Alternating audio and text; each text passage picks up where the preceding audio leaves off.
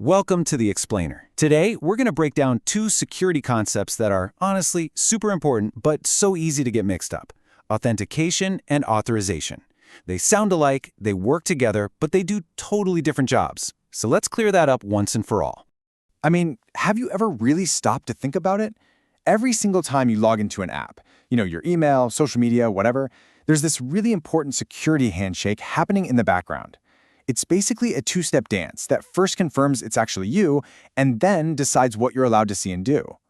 So yeah, for any secure system to work, it has to answer those two basic questions. And to make this super clear, we're going to use a simple analogy. Just picture yourself trying to get into a secure office building for work. That whole process, it's a perfect mirror for what happens online. All right, let's tackle the first part.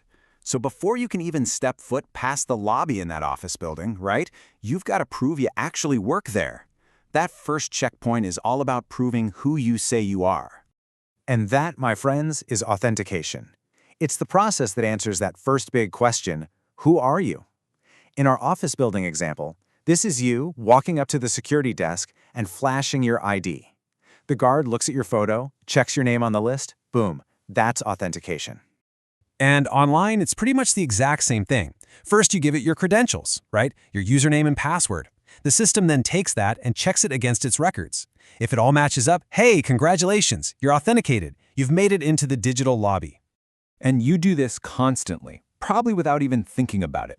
Every single password you type in, every text message with a one-time code, every time you use your fingerprint or your face to unlock your phone, yep, that's you authenticating. You're proving you are who you say you are. Okay, so you're in. You made it past the front desk, you're in the lobby. But does that mean you have free reign? Can you just waltz into the CEO's office or maybe check out the super secret server room? No way. And that's where the second crucial step comes in. And this is authorization. Now notice this happens after you've already proven who you are. This part answers that second big question. Okay, now what are you allowed to do? So back at the office, the guard has checked your ID, and now they hand you a key card. That key card, that is your authorization. And online? It's the exact same deal. Once you're logged in, the system immediately looks up your permissions. What's your role? Are you a regular user, an admin? And based on that role, it either lets you in or keeps you out of certain areas. Files, features, you name it. It's just like your key card, only working on the specific doors you're supposed to open. And honestly, you see examples of this everywhere. It's the reason an admin on a website can delete posts, but a normal user can't. It's why you can see a shared document, but can't actually edit it. These are all the invisible rules, the background processes that control what you can and can't do once you're logged in.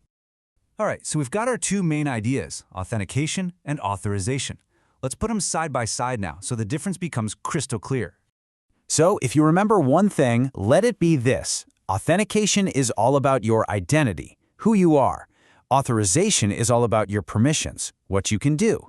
Simple as that. One confirms, the other decides. Okay, and this breakdown is really cool because it shows you the practical differences. So look at the timing. Authentication always has to happen first. And what about visibility? Well, you actually see the authentication step, the login screen. But authorization, that's all happening behind the scenes. And here's a big one, control. You can change your password anytime you want, right? But you can't just decide to give yourself admin access. Nope, only the person in charge of the system can do that. Okay, so why does any of this really matter? Why is this two-step dance so important for, well, pretty much everything we do online?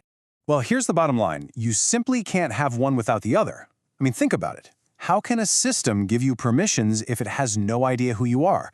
That would be like the security guard just handing out key cards to anyone who walks in the door without even asking for an ID.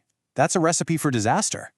Getting that order wrong is literally how huge security breaches happen. Authentication has to come first to give authorization something to work with. And there you have it. That's the whole handshake. These two processes working together in that exact order are pretty much the bedrock of all digital security. We're talking everything from your social media account all the way up to global financial systems. This little dance is happening constantly, behind the scenes, just to make sure the right people get access to the right things. So, here's a little something to think about.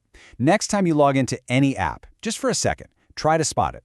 Can you see where the authentication part ends, right after you hit login, and where the authorization part kicks in as the app starts loading your specific stuff and not someone else's? It's happening all around you, and now you know exactly what you're looking at.